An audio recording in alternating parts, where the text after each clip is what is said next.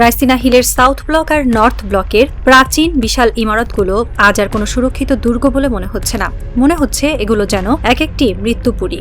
এই ভবনের শীতাতপ নিয়ন্ত্রিত অতি গোপনীয় একটি কক্ষে আজ এক অদ্ভুত এবং হিমশীতল নিস্তব্ধতা বিরাজ করছে। টেবিলের উপর রাখা আছে একটি পদত্যাগপত্র, ভারতের কেন্দ্রীয় শিক্ষামন্ত্রীর পদত্যাগপত্র।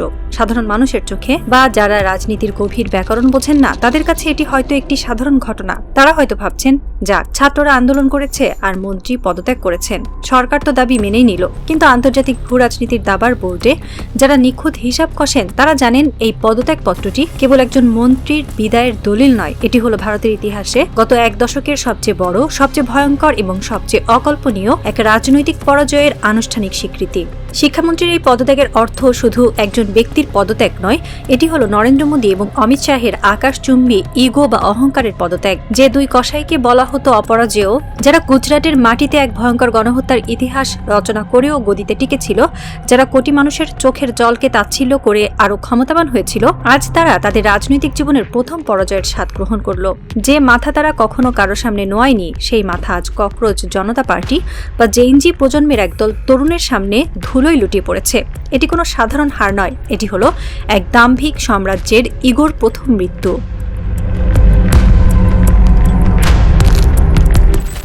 সাউথ ব্লকের কর্তারা কেন হঠাৎ করে এত বড় ছাড় দিলেন?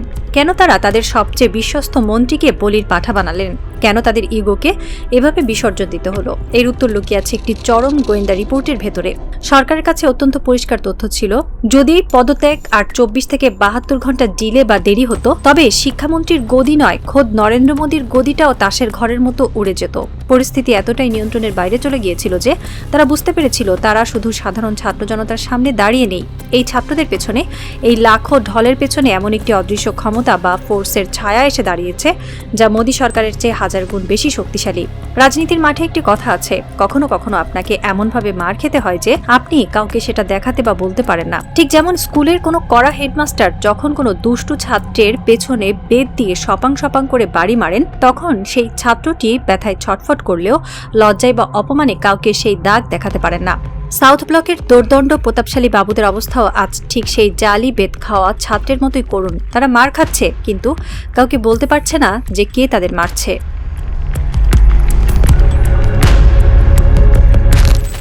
এই অদৃশ্য শক্তিটা কে? কার ভয়ে মোদী অমিত শাহের মতো বাঘা বাঘা নেতারা আজ কাঁপছেন? এর উত্তর খুঁজতে হলে আমাদের একটু আটলান্টিকের ওপারে হোয়াইট হাউসের দিকে তাকাতে হবে। একটু কল্পনা করুন তো, যদি স্বয়ং ডোনাল্ড ট্রাম্প তার সেই বিখ্যাত জালিবেত নিয়ে মোদী আর অমিত শাহের পেছনে সপাং সপাং করে পেটাতে শুরু করেন, তবে কি এদের উহ বলার কোনো ক্ষমতা আছে? একদমই নেই।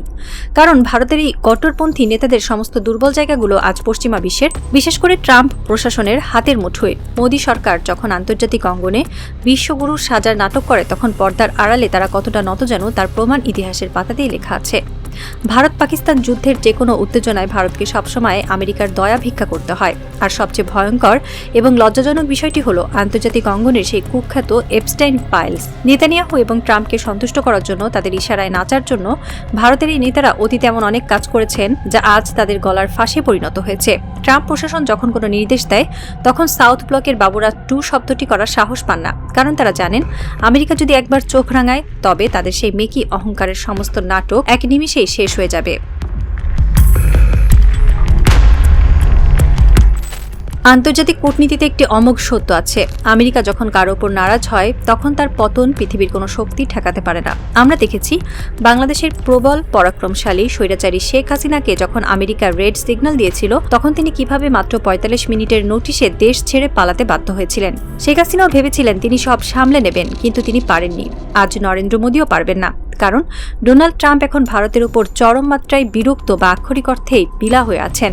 ভারতের ডাবল গেম, কখনো রাশিয়ার সাথে, কখনো আমেরিকার সাথে।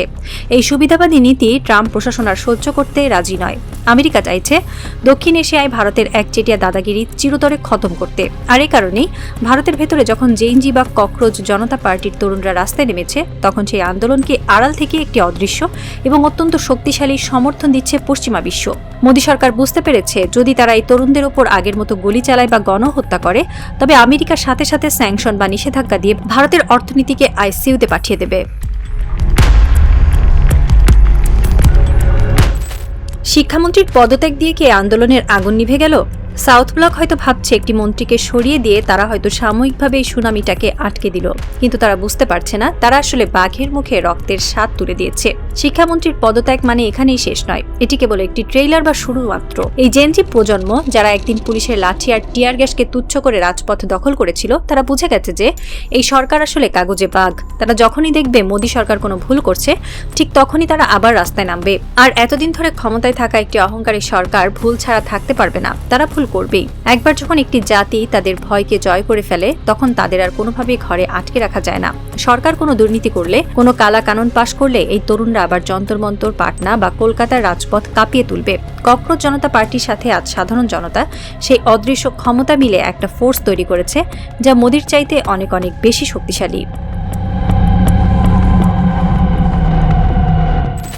রাজনীতিতে দম্ভের পরিণতি সবসময় করুণ হয়। মোদি এবং অমিত শাহ ভেবেছিলেন তারা তাদের রিগড সিস্টেম দিয়ে আজীবন ভারতবর্ষ শাসন করবেন, কিন্তু তারা বুঝতে পারেননি যে একটি দেশের তরুণ সমাজ যখন জেগে ওঠে, তখন পৃথিবীর কোনো স্বৈরাচারী গদিতে টিকতে পারে না। তাদের সামনে আজ দুটি পথ খোলা, হয় তারা সম্মানজনকভাবে ক্ষমতা ছাড়বেন, নয়তো চরম অপমানের মধ্য দিয়ে তাদের পতন হবে। আর বর্তমান পরিস্থিতি যেদিকে এগোচ্ছে, তাতে এটি নিশ্চিত যে মোদির জন্য কোনো সম্মানজনক বিদায় অপেক্ষা করছে না। বাংলাদেশের মানুষ যেমন স্বৈরাচারকে গদাম দিয়ে দেশ ছাড়া করেছে, ভারতের তরুণরাও আজ সেই একই মন্ত্রে দীক্ষিত হয়েছে। মোদি নিশ্চিত গদাম খাবেন। এটি আজ আর কোনো রাজনৈতিক ভবিষ্যৎবাণী নয়, এটি হলো ইতিহাসের এক অমোঘ পরিণতি।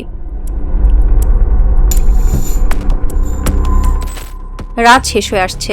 দিল্লির রাইসিনা হিলে আজ হয়তো কারো চোখে ঘুম নেই। সাউথ ব্লকের শীতাতপ নিয়ন্ত্রিত ওয়ার রুমে বসে মোদির নীতি নির্ধারকরা হয়তো সিসিটিভি ক্যামেরায় দেখছেন রাজপথের সেই রক্ত আর ভাঙা ব্যারিকেডের দৃশ্য। তাদের কপালে বিন্দু বিন্দু ঘাম জমছে। তারা হয়তো ভাবছেন শিক্ষামন্ত্রীকে সরিয়ে দিয়ে তারা হয়তো সাময়িকভাবে বেঁচে গেলেন, কিন্তু তারা বুঝতে পারছেন না যে তারা এমন একটি টাইম বোমার উপর বসে আছেন যার টাইমার অন হয়ে গেছে। একটি রাজনৈতিক এবং ভূকৌশলগত থ্রিলার আজ তার সবচেয়ে চরম এবং ক্লাইম্যাক্সে এসে দাঁড়িয়েছে।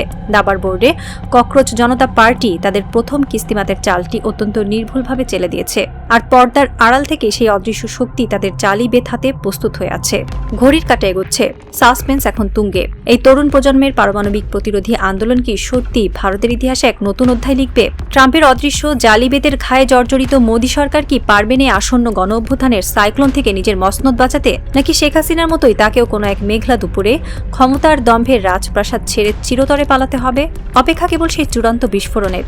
কারণ এই নতুন বিশ্বে স্বৈরাচারীরা হয়তো আমৃত্যু ক্ষমতায় থাকার স্বপ্ন দেখে, কিন্তু ইতিহাস তাদের সেই স্বপ্নকে রাজপথের ধুলোয় মিশিয়ে দিতে এক মুহূর্তও দ্বিধা করে না।